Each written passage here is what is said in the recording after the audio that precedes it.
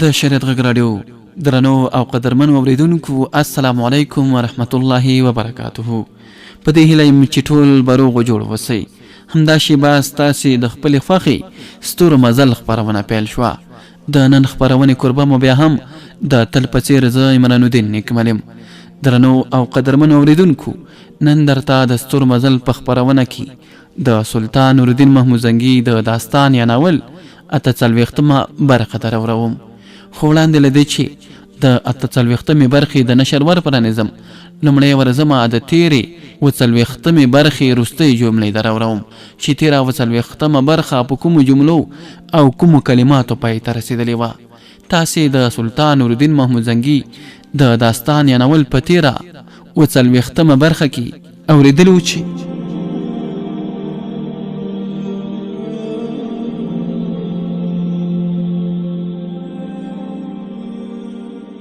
د عین الدوله فاروقي د چوپتیا کېدلو سره سم ملک شادر وویل: سپه سالار چې څنګه لازم وګڼي هماغسې قدم اخیستلی شي، ځکه چې هغه فاتح دی او زما حیثیت لا تر اوسه پورې هیڅ دی. خو دا ضروري ده چې که د فاتح لښکر ډلې په کلا کې دننه ځای په ځای کړل شي، نو عوام به همدا ګمان وکړي چې ما مصر د دمشق په سلطان نورالدین زنګي باندې پلورلی دی. بیا به هغوی هر وخت زما څخه بدګمانه وي. زه به نه توانېږم چې د هغوی مرسته او تعاون ترلاسه کړی شم، او یو وخت نه یو وخت به زه د هغوی د قهر او غضب لاندې راځم. ملک شادره، هیڅکله به هم داسې نه کېږي او نه یې موږ غواړو چې داسې وکړل شي. اسدالدین شیرکو سم د لاسه تردید وکړ او ویې ویل: که چېرې ستا په فکر کې چې کلا ته د لښکر ورننوتل به داسې بدګماني را پیدا کړي، نو بیا خو موږ همدلته په فسطاط کې قیام کوو. یوازې صلاح الدین به د څو سپرو سره له تا سره یو ځای دارالوزارت ته ولاړ شي، او تر هغې به ستا په محل کې موجود وي چې ته یې اړتیا محسوسوي. که ته وغواړې نو دارالوزارت ته د ورننوتلو سره سم صلاح الدین او ورسره سپاری بیرته رالیږلی شي. ملک شادر ورته په خوشحاله توګه وویل: سپه سالاره، ډېره مننه. تا زه د وستر جنجال نه راوویستلم. صلاح الدین به د خپلو سپرو سره یو ځای هلته زما په محل کې اوسي، او تر هغې به اوسي تر څو چې زه ضرورت احساسوم. ما د هغه د زړورتیا ډېرې کیسې اورېدلې دي. ستا لښکریان وایي چې د بلیس د فاتح لقب د هماغې سره ښایي. عین الدوله فاروقي بیا ډاډمن نه شو، ویې ویل: معزز سپه سالار، که چیرې شامي لښکرې د کوم دلیل له مخې په داسې حال کې چې هغه دلیل په خپله هیڅ وزن نه لري د کلا دننه قیام نشي کولی، نو بیا د مصر د صدر اعظم سره یو پوه وګړي تګ ته اړتیا ده، ځکه که کومه ستونزه پیدا شي نو هغه به د خپلې تجربې له مخې هواره کړي. اسدالدین شیرکو ورته په ترخه ژبه وویل: عین الدوله په هر وخت کې د تورې ژبه نشي استعمالیدی. هغه چا چې خپل ځان باندې هم صرفه ونه کړه او د دمشق د دربار را ورسید، د هغه محل ته زموږ هر سردار پرته له ویرې او خوف نه ورتلی شي، او پاتې شو دا چې هلته به کوم اونچ پونچ را پیدا شي، نو د هغې لپاره به په خپله صلاح الدین د داسې تدبیر نه کار واخلي لکه څنګه چې یو ډېر پوخ او په تجربو ډوب سردار ترې اخیستلی شي.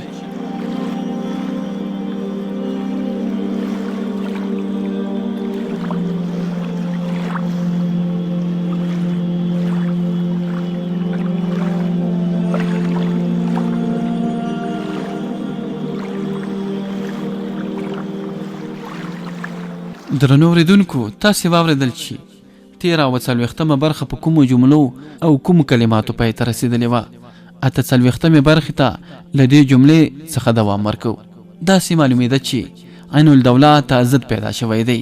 سپه سالاره، دا صحیح ده چې صلاح الدین یو پوه ځوان دی، خو د هغه سره باید لږ تر لږه 200 سپاره تر کلا پورې ولاړ شي. بیا اسدالدین شیرکو د صلاح الدین په لور وکتل او ورته یې وویل: نه عین الدوله، صلاح الدین هلته د جنګ لپاره نه ورځي.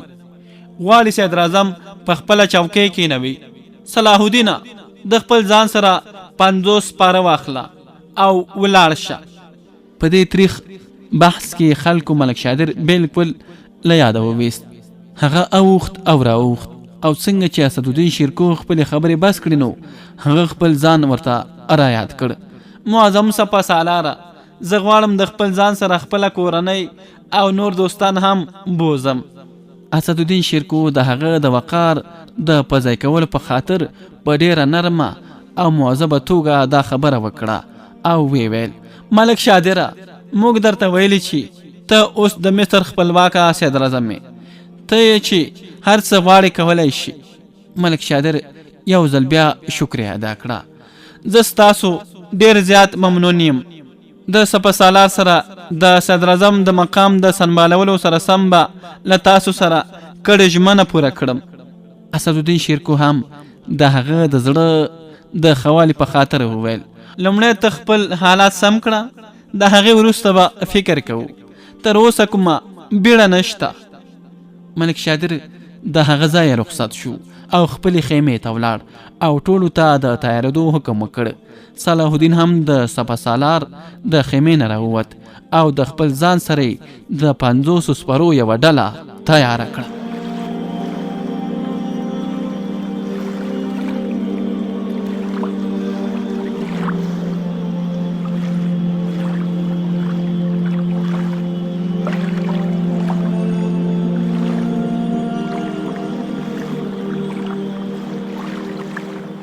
هم بلې درنو اوریدونکو، دورغام د وژلو خبره د قاهرې نه پرته د مصر ګوټ ګوټ ته رسېدلی و.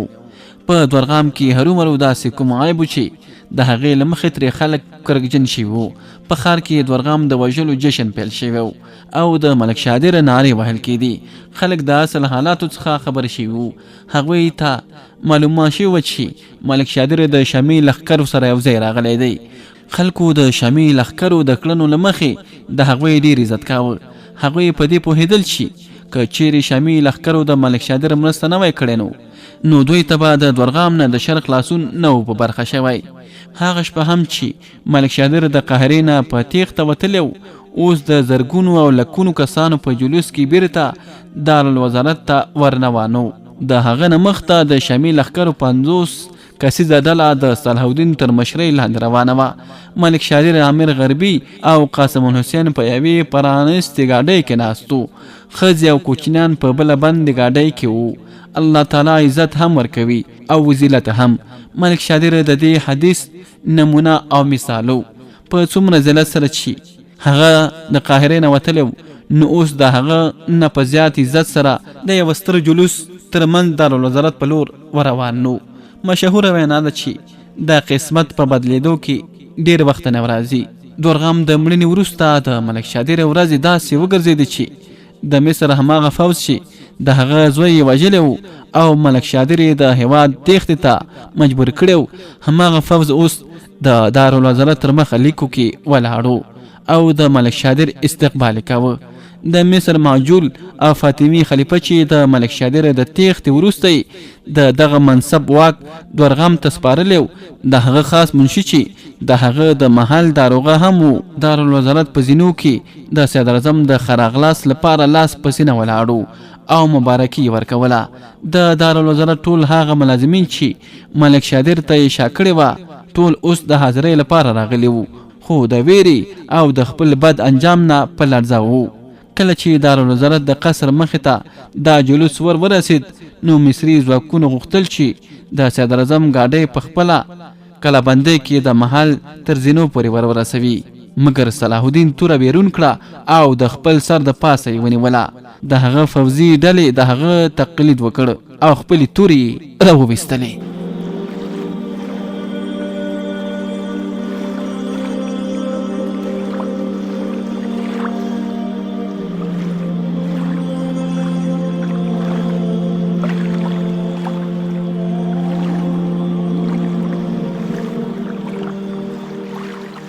خو بلې درنو اوریدونکو، مصري سالار خپل اس ور مخته کړ او صلاح الدین ته رانږدې شو. وی ویل: فاتح سرداره، اجازه راکړئ چې د خپل صدراعظم استقبال وکړم. صلاح الدین ورته په رعب لرونکي اواز سره وویل: ته څوک یې؟ زه خو دې نه پیژنم. مصري سپه سالار ورته په ټیټ اواز سره وویل زه د مصري فوج سپه سالار یم.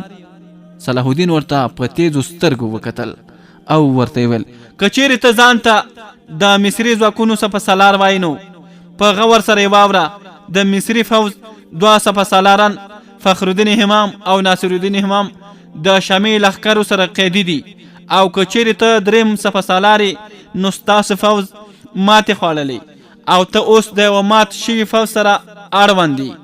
تاسو د وزارت ماب غدار او باغي یاست. تر هغه چې تاسو وزارت ماب تاسو ته بخنه ونه کړي نو تر هغې پورې به تاسو ته کوم عزت نشي درکول کېدی. مصري سالار د صلاح الدین خبرې واورېدې او چوپ پاتې شو او بیرته ستون شو. د صدراعظم سپرلی د صدارت قصر ته چې دارالوزارت ورته ویل کېده رسېدلې وه. د صلاح الدین په اشارې سره د هغه عسکرو د زینې په دواړو خواو کې کتارونه جوړ کړل. د زینې لاندې یوازې صلاح الدین د ملک شادر د استقبال لپاره ولاړو. ملک شادر د ګاډۍ نه راښکته شو. 4 خواو ته یې نظر وزغلاوه. مصري فوځونو لیکې تړلې ولاړو. د هغه سپه سالاران کوم چې صلاح الدین شړلي وو په چټکتیا سره د صدراعظم په لور راغلي وو.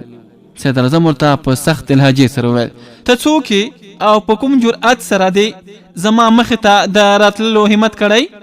سپه سالار حیران ودرېد. بیا یې وویل وزارت مابه زه ستا غلام د مصري فوج سپه سالار یم. ملک شادر زهري خندا وکړه.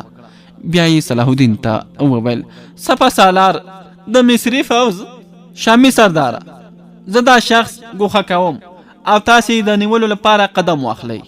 صلاح الدین یو عسکر ته اشاره وکړه او هغه مخ ته راغی. د سالار د ملا څخه یې توره را پرانستله او یوې لورې ته یې ودراوه.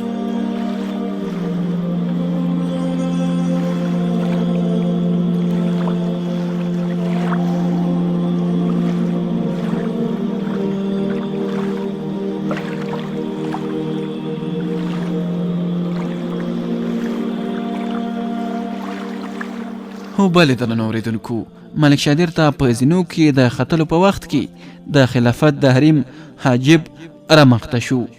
ملک شادر ترې وپوښتل تاسو ته د خلیفه پیغام څه دی؟ د خلیفه په حاجب باندې دا خبره ښه ونه لګېده. ترڅنګ صلاح الدین ته هم د ملک شادر دا اندازه ښه رانغله. د هغه په انداز کې غرور و. حاجب ځواب ورکړ محترم آقا د خلافت حریم تاسو ته د شرف بخلو بالنه درکړې ده. خلافت ماب ته د شکریه د ادا کولو سره سم عرض کړه چې خزانه بالکل خالی شوې ده. د جواهراتو تفصیل راولېږئ ترڅو معمولات بیرته په خپل ځای کړل شي. د دې خبرې سره سم ملک شادر پورته ولاړ. هلته د دارالوزارت ټول کارکوونکي موجود وو.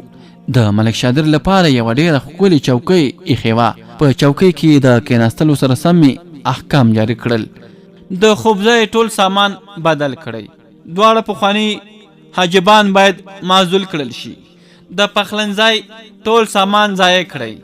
مشروب لرې وغورځوئ او د مطبخ داروغه هم برسخات کړل شو. په دې وخت کې د ملک شادر یو پخوانی خدمتګار مخې ته راغی. ټیټ شو او سلام یې وکړ او ویې ویل وزارت مابه زه یې لږه شیبه مخته د زندان نه را پرېښودم. ملک شادر هغه وپېژنده او ورته ویل شاید چې ته زموږ په ساتونکي ډله کوې؟ هو وزارت مابه زه په هغه وخت کې په رخصتۍ باندې کور ته تللی وم. د هغه ځای چې بیرته راستون شوم نو نوي صدراعظم زه بندي کړم. د زندان داروغه برخاست کړل شو. ټول بندیان دې سم د لاسه پرېښودل شي. ته د همداوسه زموږ حاجب وټاکل شوي. دا د صدراعظم نوي احکاماتو. صدراعظم د خپلو ملازمینو او مامورینو سره یو ځای وزارت ته ورننوت. هغه داسې قدم اخیستل لکه هیڅ چې نه وي ورپېښ شوي. ټول هر څه د پخوا په څېر وو. د واکمنۍ نشه پرې داسې غالبه شوه چې خپله کورنۍ هم هیره کړه. صلاح الدین یې هره خبره په غور سره اورېدله. کله چې د تر یوه وخته پورې ملک شادر بیرون راونوت نو دارالوزارت ملازمینو ته یې حکم وکړ چې ښځې د بندې ګاډۍ نه راښکته کړئ او دننه یې راولئ.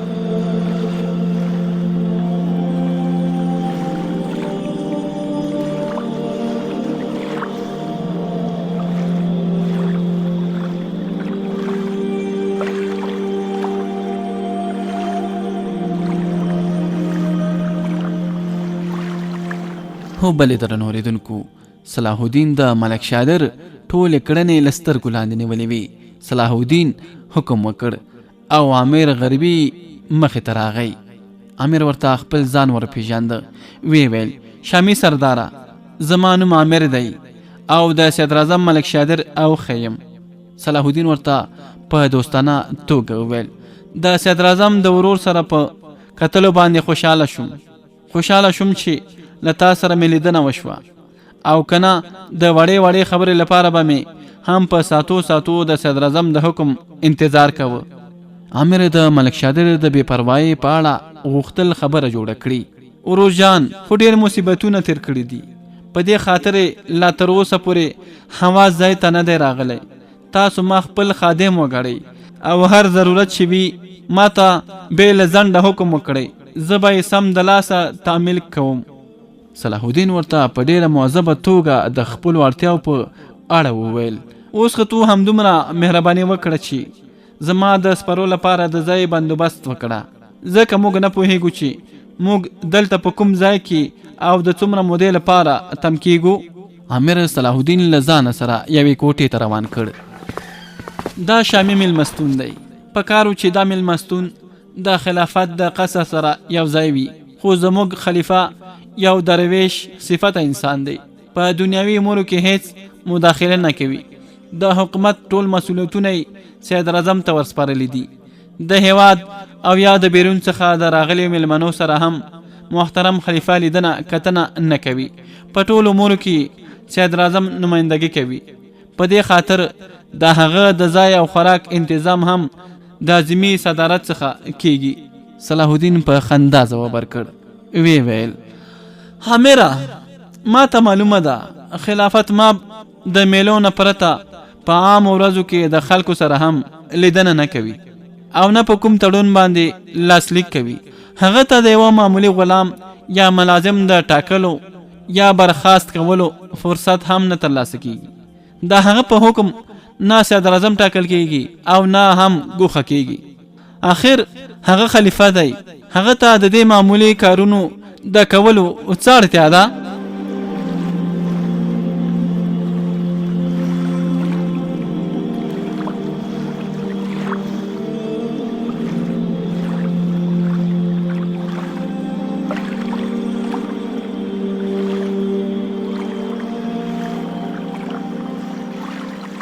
هو بلې درنو اوریدونکو، په دې وخت کې عامر غوښتل چې په صلاح الدین د صدراعظم ملک شادر رعب او ویره حاکمه کړي، خو هغه د فاطمي خلافت جرړې رابیرون کړي. د فاطمي خلافت د هغو کمزورتیاو په اړه چې صلاح الدین اشاره کړې وه، هماغه کمزورتیاوې په بغداد کې د عباسي خلفاو ترمنځ هم موجودې وي. د دې نه هیڅکله هم دا مقصد نشو اخیستلی چې عباسي خلافت ټول عمر همداسې کمزوري وو. د دمشق هیلمن په بغداد کې عباسي خلفاو په خپل وخت کې ډېرې لوړې ژورې لیدلې وې. د بن امیه د کورنۍ خلیفه ولید بن عبدالمالک د اسلامي امت هغه ځلانده ستوری و چې د خلافت په دوران کې د حجاج بن یوسف په څیر یو متنازع انسان د بغداد والی وټاکل شو. بیا د همدې والی څلور غلامان، څلور ستر سپهسالاران وګرځېدل چې شمال، جنوب، شرق او غربي ټول سره ولړزول. حجاج بن یوسف چې د څو زره نیکو او صالح علماو وینه ور باندې وه، یو غلام محمد بن قاسم و چې د سند چې د اوسني پاکستان یو ایالت دی په ځمکه کې د اسلام شمع روښانه کړه او د رڼا څخه یې ان تر ملتانه پورې ټوله ځمکه وځلېده. د هغه بل غلام قتیبه بن مسلم و چې د اسلام بیرغ ان تر چین پورې ورساوه، او دوه نور غلامان هر یو موسی بن نصیر او طارق بن زیادو. دوی ته دا افتخار ور پر برخه دی چې دوی دواړو د شمالي افریقا ټوله سیمه د خپل آسونو د قدمونو لاندې نیولې وه، او نه یوازې دا بلکې د اسیا څخه ووتل او د اروپا په ځمکو کې قدم هم کېښود، او د سپین شاهنشاه راډرګ ته د جنگ په ډګر کې ماتې ورکړه او په سپین کې د داسې سلطنت بنسټ کېښود چې 800 کاله پرې مسلمانانو حکومت درلود. په همدې توګه د عباسي خلفاو د شاهزادګانو لکه هارون الرشید، مامون الرشید او د برامکا د کورنۍ د وزیرانو داستانونه نن هرې لوري ته په ژبو دي، خو کله چې هغوی د نیکۍ لاره پرېښوده او د الله او د هغه د رسول صلی الله علیه وسلم د لارې څخه کاږه شول، تکبر او غرور یې وکړه، نو که د بغداد عباسیانو او که د مصر فاطمیان ټول د ذلت سره مخ شول او ټول له منځه ولاړل.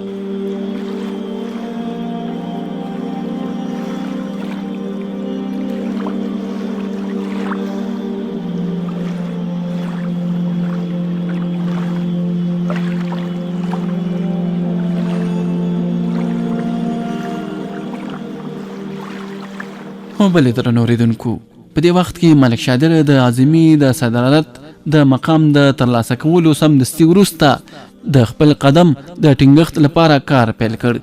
د هغه شاوخوا ته هماغه پخواني وزیران او امیران ولاړو. دوی ټول هماغه کسانو چې د ملک شادر په دوران کې د غوړمالي کوله، خو کله چې هغه وتښتېد نو د هغه نه یې سترګې یوې خواته کړې او د نوي صدراعظم دورغام سره همکاري پیل کړه. خو اوس چې دورغام وژل شوی نو دې بې غیرته کسانو یو ځل بیا د ملک شادر خوا ونیوله. دغسې وزیرانو او امیرانو ته ابن الوقت یا منافق ویل کیږي. ملک شادر یو ځل بیا د برقي امراو سردار وټاکل شو. خلیفه عازد ورته په هماغه لومړۍ ورځ د مبارکۍ سره یو ځای د خلافت حریم ته ورنوتلو بلنه ورکړې وه، تر څو په اړیکو کې د نوښت رسم ادا کړل شي. دلته د صلاح الدین او عامر ترمن ډیره دوستي پیل شوې وه. عامر چې صلاح الدین ایوبي ومود نو د خپل ملګري قاسم الحسین څخه توجه کمه کړه. قاسم الحسین هم د خپلو پخوانیو خدماتو له مخې د ملک شادر نه لږ څه جاګیر ترلاسه کړی و او هماغه لوري ته ورغلی و. د صلاح الدین لپاره هم د عامر سره دوستي یو غنیمت و. عامر هم د هغه عمره او مذهب ځوان و، تر څنګ یې هغه د ملک شادر اوخی و او صلاح الدین د هماغه لومړۍ ورځې څخه د ملک شادر په کړنو باندې خوشحاله نه و. هغه ته هم داسې یو کس ته اړتیا وه چې د ملک شادر د کورنۍ د پخوانیو کړنو څخه یې خبر کړي. صلاح الدین ته په امیر کې څه نور ښېګړې هم تر سترګو شوې وي او د هماغې له مخې به صلاح الدین د امیر ډېر درنښت کاوه. د صلاح الدین او امیر ترمنځ اړیکې دومره رانږدې شولې چې امیر په خپلو ذاتي معاملاتو کې هم صلاح الدین خپل رازدار وګرځاوه. هغه خپل او د زرتاج ترمنځ د اړیکو څخه هم صلاح الدین خبر کړ او صلاح الدین ته دا خبره هم کړې وه چې په راتلونکي میاشت کې د زرتاج سره واده دی. د یوې اونۍ په ځای 2 اونۍ تېرې شوې. یو ورځ صلاح الدین ورته په ډېر مؤدبه توګه د خپل وړتیاو په اړه وویل. صلاح الدین ترې په خندا دا پوښتنه وکړه: امیره، ستا د خوشحالۍ ګل به څه وخت غوړېږي؟ امیر د دې پوښتنې نه غمجن شوی و. صلاح الدین هم خفه شو. سم د لاسه یې ورته په نرمۍ سره وویل: امیره، زه افسوس کوم چې زما پوښتنې ته غمجن کړې. په یقیني توګه به داسې کومه خبره وي چې ته یې ما ته ویل نه غواړې، خو زه در باندې فشار نه راوړم. خو دا ضروري ګڼم چې که زه په دې اړه له تا سره کومه مرسته کولی شم نو خوشحاله به شم. د صلاح الدین په دې مخلصانه تسلۍ سره د امیر د سترګو نه اوښکې روانې شوې. شامي سرداره، زما تقدیر خراب دی. ما د خپل ورور جان سره د اوسېدو له مخې خپل مستقبل خراب کړی دی. زما خور ما ته د ډېر پخوانه د زرتاج رشته غوښتې وه او ملک شادر ورور هم دغه خبره منلې وه. خو کله چې هغه د لومړي ځل لپاره صدراعظم وټاکل شو نو هغه زموږ څخه سترګې وګرځولې، ان تر دې چې خپله ښځه او دواړه لورګانې هم دلته دارالوزارت ته راونه بللې. ما دوی ټول د سعید نه قاهرې ته راوستل. نو حکم وکړل شو چې حالات خراب دي او مونږ د یو امیر سید السعاده کور ته ولېږل شو او هملته تم شو. بیا د ورورجان کیسه خرابه شوه او هغه د دورغام د ویرې دمشق ته ولاړ. خو موږ په مصیبت کې راتاو شو. خور مې او کوچنیانې بیرته سعید ته ولاړل او هلته یې په ډېر مصیبت او زغم کې شپې ورځې تېرې کړې. اوس یو ځل بیا زموږ ورځې راغلي دي، یو ځل بیا موږ ټول را یوځای شوي یو. نو اوس د ورورجان دماغ ګرځېدلی دي.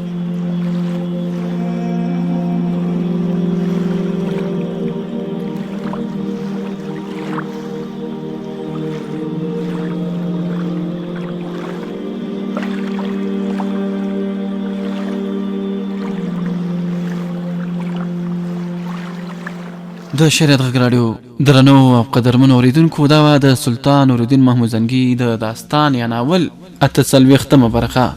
دا چې په راتلونکي 49مه برخه کې به بیا له کومو پیښو او موضوعاتو سره مخ شو، دا به په راتلونکي 49مه برخه کې واورو. په همدې ځای درنه زه عمران الدین نیکمل اجازه غواړم تاسې چې هر چېرته هستئ خوشحاله او سوکاله ژوند ولرئ. الله مو مل، ښه وختونه ولرئ.